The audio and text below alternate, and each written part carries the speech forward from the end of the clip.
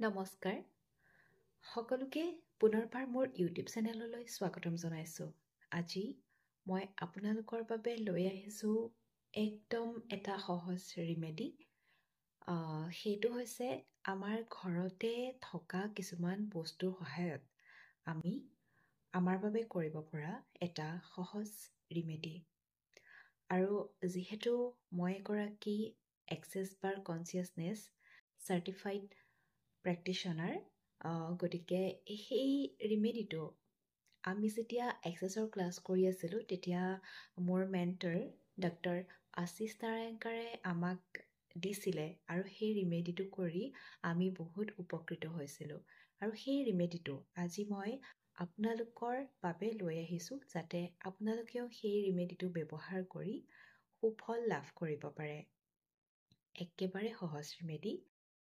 এতিয়া আহোঁ আমি ৰিমেডিটোলৈ। সেইটো হৈছে যে আমাৰ সকলোৰে ঘৰত নিশ্চয়কৈ ফ্ৰিজ আছে। যিসকলে নাই তেওঁলোকে ৰিমেডিটো স্কিপ কৰিব পাৰে। আৰু যিসকলৰ ঘৰত ফ্ৰিজ আছে তেওঁলোকে কি কৰিব, এখন প্লেট ল'ব আৰু সেই প্লেটখনত আপোনালোকে একাপ চাউল ল'ব, যিকোনো চাউল ল'ব পাৰে। এতিয়া কি কৰিব, সেই চাউলখিনিৰ ওপৰত মানে প্লেটত আপোনালোকে চাউল ল'লে আৰু চাউলৰ ওপৰত আপোনালোকে 9টা নেমু বুলি কওঁতে আপোনালোকে গোল নেমু ব্যৱহাৰ কৰিব পাৰে। সৰু সৰু গোল নেমুটো হ'লে আমাৰ সুবিধা হয়।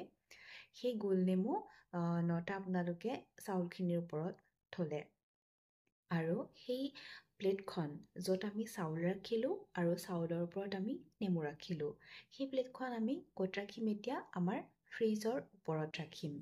মানে আমাৰ ফ্ৰিজৰ যিটো ছাৰ্ফেচ ওপৰ ভাগত আমি তাত ৰাখিম।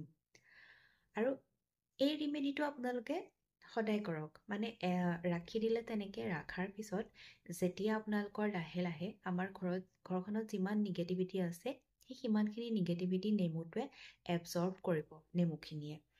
আৰু লাহে লাহে নেমুখিনি ক'লা পৰিবলৈ ধৰিব। আৰু তেতিয়া আপোনালোকে কি কৰিব, যেতিয়াই দেখিছে যে নেমুখিনি ক'লা পৰি গৈছে তেতিয়া আপোনালোকে নেমুখিনি আঁতৰাই দিব, দি পেলাই তাত বেলেগ নেমু দিব। আৰু চাউলখিনিও আপোনালোকে পেলাই দি পেলাই তাত বেলেগ চাউল দিব পাৰে। এনেকৈ ধৰণে আপোনালোকে সদায় ৰাখক। এইখিনিতে আৰু এটা কথা, আমি ফ্ৰিজৰ ওপৰত আমি একো ৰাখিব নালাগে। মানে সদায় আমি ক্লিন কৰি ৰাখিব লাগে ফ্ৰিজৰ ওপৰভাগ। তাত আমি ধৰক বহুতে ফুলদানি ৰাখি দিওঁ, কিছুমানে পাকঘৰৰ কিছুমান সামগ্ৰী হয়তো ফ্ৰিজটোৰ ওপৰতে ৰাখি দিলে। এইটো আমি কেতিয়াও কৰিব নালাগে। আমি ফ্ৰিজৰ ওপৰভাগ একদম চাফা কৰি ৰাখিব লাগে, তাত একো ৰাখিব নালাগে। মাত্ৰ এতিয়াৰ পৰা আপোনালোকে মই কোৱা সেই বস্তুকেইপদ ৰাখিব ফ্ৰিজৰ ওপৰত, আৰু তাৰ পাছত চাওক আপোনালোকৰ লাইফলৈ কেনেকুৱা ধৰণৰ মেজিক আহিব। মাত্ৰ এবাৰ কৰি চাওক আৰু তাৰ পাছত কি ৰিজাল্ট পায় সেইটো কিন্তু মোক জনাবলৈ নাপাহৰিব। আজিলৈ ইমানখিনিয়ে আছিলে, আৰু এনেকুৱা ধৰণৰ নতুন নতুন ৰিমেডি লৈ মই আপোনালোকৰ মাজলৈ আহি থাকিম। ধন্যবাদ।